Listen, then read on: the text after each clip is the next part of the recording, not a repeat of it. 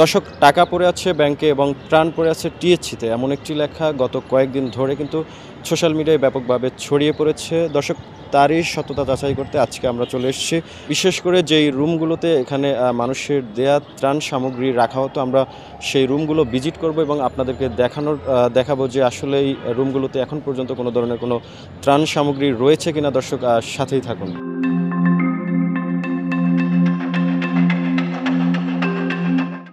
দর্শক, এই মুহূর্তে আমি দাঁড়িয়ে আছি টিএসসি ক্যাফেটেরিয়াতে। আপনারা দেখেছেন যে যখন ত্রাণ সামগ্রী সংগ্রহ করা হয়েছিল তখন কিন্তু এই হলরুমে কিন্তু অনেক ধরনের ত্রাণ সামগ্রী পণ্য কিন্তু রাখা হয়েছিল। বর্তমানে আমরা এখানে দেখতে পাচ্ছি যে অনেক শিক্ষার্থীরা রয়েছে এবং একটি ক্যান্টিন আকারে সাজানো হয়েছে। তো এখানে কোনো ধরনের কোনো ত্রাণ সামগ্রী এখন পর্যন্ত ত্রাণ রয়েছে কিনা সেই সম্পর্কে আসলে তাদের সাথে কথা বলবো এবং দেখবো তারা কি বলছেন। আমরা দেখছি ইদানিং সোশ্যাল মিডিয়া একটা লেখা ছড়িয়ে পড়েছে যে এখানে এখন পর্যন্ত যে ত্রাণ সামগ্রী মানে সংগ্রহ করা হয়েছিল সেগুলো এখনও এখানে পচে যাচ্ছে বা নষ্ট হয়ে যাচ্ছে। তো আপনারা এই যে ভিজিট করছেন বা দেখছেন, কোনো ধরনের কোনো অস্তিত্ব পেয়েছেন কিনা? না, এখন পর্যন্ত আমরা যতদূর জানি যে যেই ত্রাণ সামগ্রীগুলো ছিল সেগুলো আসলে বিতরণ করা হয়ে গেছে সব। আর যেটা প্রচার করা হচ্ছে আসলে সেটা গুজব। এতদিন ক্লাস বন্ধ ছিল, এই আপনারা সবাই জানেন যে ঢাকা বিশ্ববিদ্যালয়ের পরিস্থিতি স্বাভাবিক ছিল না অনেক দিন থেকেই। তো কয়েকদিন হয় আমাদের ক্লাস শুরু হয়েছে, সো আমরা এরকম কোনো কিছু দেখিনি যে ত্রাণ এভাবে পচে নষ্ট হচ্ছে।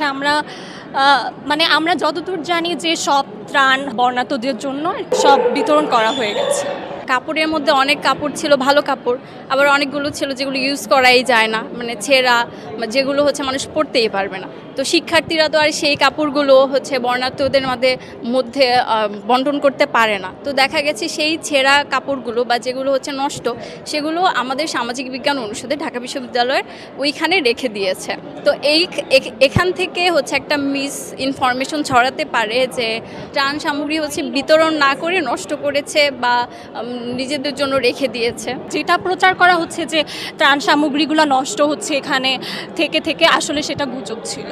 বিশ্ববিদ্যালয়ের ভাবমূর্তি নষ্ট করার জন্য দেখা যাবে যে অনেক রাজনৈতিক দল বা আরও অনেকেই ছড়াতে পারে সেরকম। আসলে ওই সম্পর্কে আমার তেমন কোনো ধারণা নেই, কিন্তু আমি যা দেখতে পাচ্ছি, আমরা যা দেখতেছি যে আসলে এরকম কোনো কিছুই না।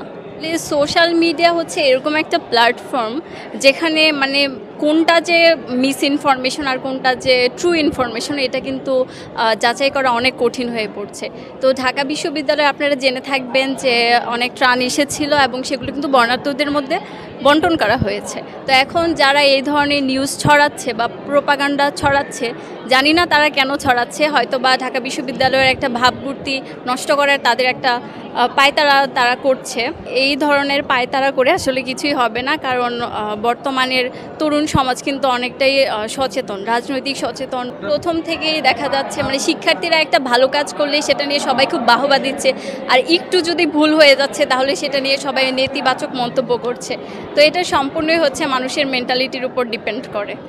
দর্শক, আমরা টিএসসি ক্যাফেটেরিয়ার আরও একটি হলে প্রবেশ করেছি এবং এখানেও কিন্তু আমরা দেখেছি যে ত্রাণ সামগ্রীর একাংশ কিন্তু এখানেও রাখা হয়েছিল, কিন্তু এই মুহূর্তে আমরা তেমন কোনো ত্রাণ সামগ্রী এখানে দেখতে পাচ্ছি না। কিন্তু কিছু স্টুডেন্টদের আমরা দেখছি যেখানে খেলাধুলা করছে। সোশ্যাল মিডিয়ায় যে লেখাটি ছড়িয়ে পড়েছে সেই লেখার সাথে বাস্তবতার কতটুকু মিল রয়েছে সেটা দেখানোর জন্যই কিন্তু আজকে আমাদের এই প্রতিবেদন। আমরা আপনাদেরকে দেখাচ্ছি যে এখানে কোনো ধরনের কোনো পণ্য রয়েছে কিনা বা ত্রাণ সামগ্রী রয়েছে কিনা সেটি কিন্তু আপনারা দেখছেন। দর্শক, সোশ্যাল মিডিয়ায় আমরা দেখেছি বিভিন্ন সময় বিভিন্ন লেখা বা বিভিন্ন পোস্ট ছড়িয়ে পড়ে, তার বাস্তবতা কতটুকু রয়েছে সেটি কিন্তু আমরা তদন্ত বা চিন্তা না করেই সেই পোস্টগুলো শেয়ার করি। আজকে আমাদের যে প্রতিবেদনে আপনাদেরকে দেখালাম যে এখানে কোনো ধরনের কোনো মিল নেই বাস্তবতা।